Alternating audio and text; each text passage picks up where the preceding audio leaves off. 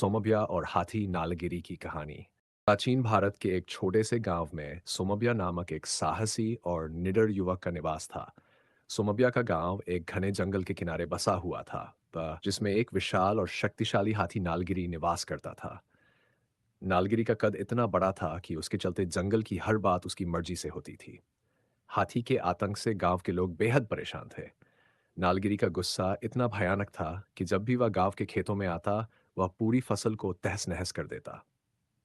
गांव वाले उसे रोकने का हर संभव प्रयास करते, लेकिन उसकी ताकत और क्रूरता के सामने हर कोई बेबस था। वह न केवल फसलों को बर्बाद करता, बल्कि कई बार गांव के घरों को भी नुकसान पहुंचाता। गांव के प्रधान ने कई बार कोशिश की कि नालगिरी को जंगल से दूर किया जाए, लेकिन हर प्रयास विफल रहा। एक दिन प्रधान ने निर्णय लिया कि गांव के किसी व्यक्ति को यह साहसिक कार्य सौंपना होगा। जब किसी ने इस चुनौती को स्वीकार नहीं किया, तो प्रधान ने सोमबिया से मदद की गुहार लगाई। सोमबिया ने यह चुनौती स्वीकार कर ली, ये जानते हुए कि यह एक कठिन और खतरनाक काम होगा। सोमबिया ने जंगल की ओर रुख किया। उसने नालगिरी को ढूंढने के लिए कई दिनों तक जंगल की गहराइयों में यात्रा की। वह जानता था कि नालगिरी को हराना आसान नहीं होगा, इसलिए उसने अपनी योजना में सावधानी बरतने की सोची।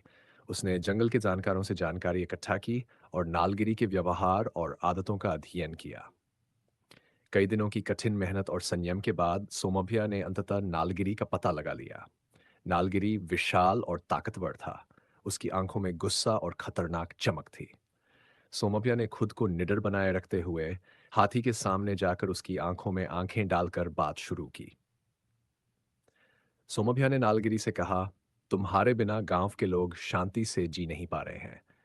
तुम्हारी ताकत और आकार को देखकर वे डर जाते हैं और अपने खेतों को बचाने के लिए कुछ नहीं कर सकते। लेकिन हम सभी शांतिपूर्ण सास्तित्व में विश्वास करते हैं। अगर तुम हमारे खेतों को नुकसान नहीं पहुंचाओगे, तो हम तुम्हारे जंगल में शांति से रहने की व्यवस्था करेंगे। नालगिरी ने उसकी बातें ध्यान से सुनी।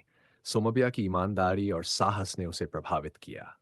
उसने महसूस किया कि उसके गुस्से और शक्ति से सिर्फ विनाश ही होगा, लेकिन शांति से रहने से उसे गांव वालों का सम्मान और सहयोग मिल सकता है। नालगिरी ने सोमबिया की बात मान ली और उसने गांव की फसलों को नुकसान पहुंचाना बंद कर दिया। इसके बदले में गांव वालों ने उसके रहने के स्थान के आसपास एक बड़ा क्षेत्र सुरक्षित कर दिया, जहां नालगिरी बिना किसी बाधा के रह सकता था।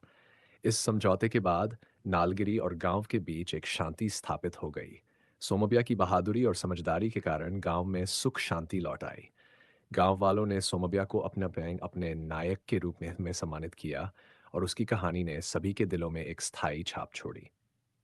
सोमबिया की यह कहानी साहस और समझदारी के अद्वितीय उदाहरण के रूप में प्रस्तुत की जाती है, जिसमें दिखाया गया है कि वास्तविक शक्ति केवल ताकत में नहीं, बल्कि समस्या का समाधान समझदारी से निकालने में होती है। इस कहानी से यह सीख मिलती है कि किसी भी चुनौती का सामना समझदारी, धैर्य और साहस से किया जा सकता है। जब हम कठिन परिस्थितियों में धैर्य और संवेदनशीलता के साथ काम करते हैं, तो हम समाधान पा सकते हैं और हर समस्या का सामना कर सकते हैं। अगर आपको हमारी ये कहानी पसंद आई हो और आप ऐसी ही प्रेरणादायक कहानियों को सुनना चाहते हैं, तो हमारे चैनल को सब्सक्राइब करना ना भूलें। साथ ही वीडियो को लाइक करें, शेयर करें और बेल आइकन दबाएं, ताकि आपको हमारी नई कहानियों की अपडेट सबसे पहले मिले।